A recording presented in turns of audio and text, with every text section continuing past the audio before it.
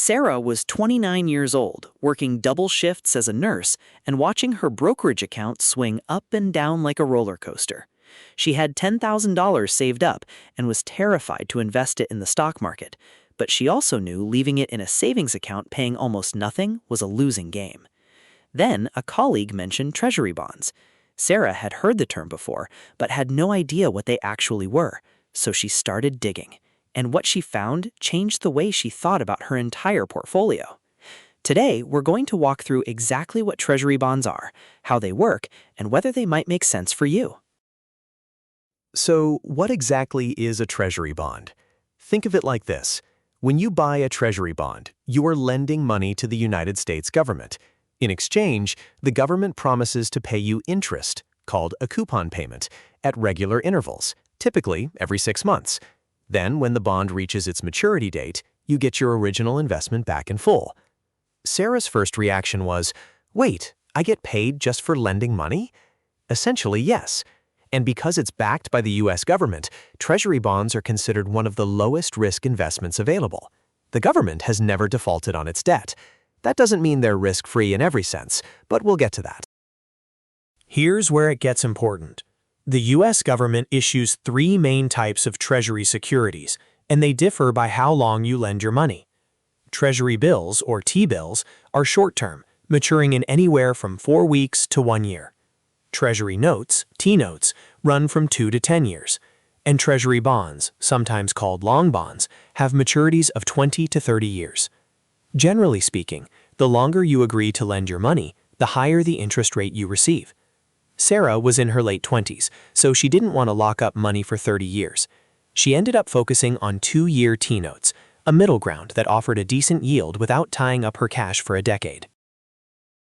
Let's look at actual Treasury yield data. This chart shows the yield on the 10-year Treasury note, which is one of the most watched indicators in all of finance. Notice how yields were historically low from 2010 through 2021, hovering near record lows. Then, in 2022 and 2023, the Federal Reserve started aggressively raising interest rates to fight inflation, and Treasury yields climbed sharply. This is exactly the environment Sarah stepped into.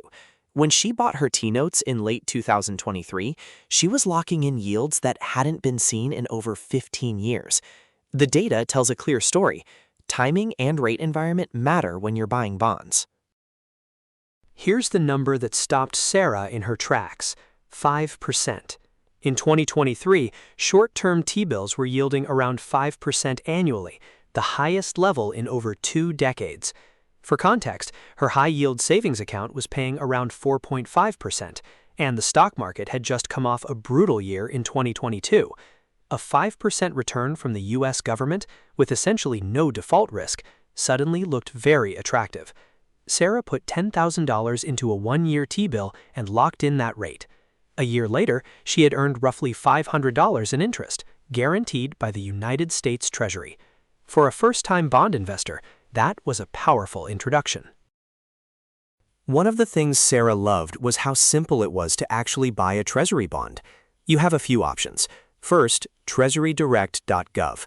That's the official U.S. government website where you can buy bonds directly, with a minimum of just $100. No broker, no fees. Second, most major brokerage platforms, Fidelity, Schwab, Vanguard, let you buy treasuries right alongside your stocks and mutual funds. Third, if you want even more convenience and flexibility, you can buy a treasury ETF.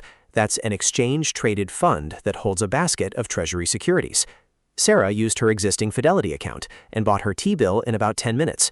She said it was easier than ordering pizza. Now, and this is important, treasury bonds are not without risk. All investments carry some form of risk, and bonds are no exception. The big one is interest rate risk. When interest rates rise, existing bond prices fall. If Sarah had bought a 30-year bond and needed to sell it before maturity, she could actually lose money on the sale. There's also inflation risk. If inflation runs hotter than your bond's yield, your real purchasing power actually decreases. And there's opportunity cost. Historically, the S&P 500 has returned roughly 10% annually on average, well above most bond yields.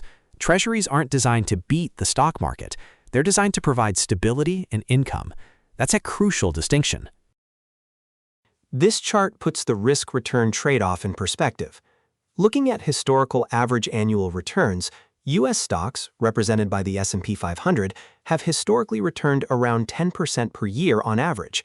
Long-term Treasury bonds have averaged around 4 to 5%. Short-term T-bills have come in around 3 to 4%. Now look at the volatility column.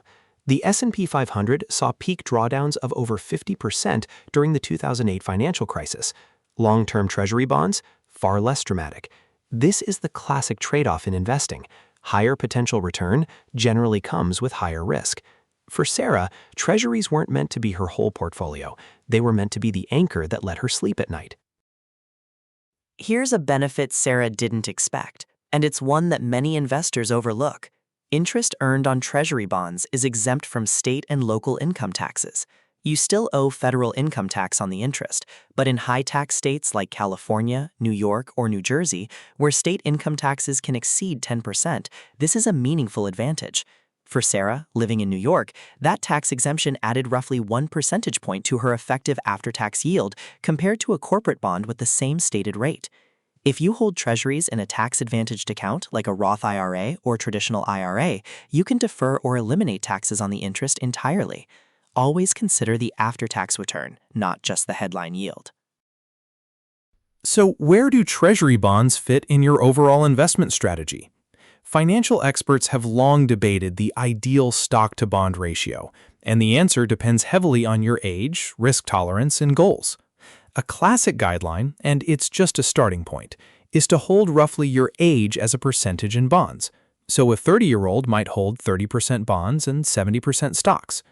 As you approach retirement, you typically shift more toward bonds to protect what you've built. For Sarah, at 29, she decided on a modest 15% allocation to treasuries, enough to provide a stability cushion without sacrificing too much growth potential. This is for educational purposes only. Your ideal allocation depends on your personal situation. Speaking with a financial advisor can help you dial this in. Here's a number that puts treasury bonds in perspective. Over $27 trillion.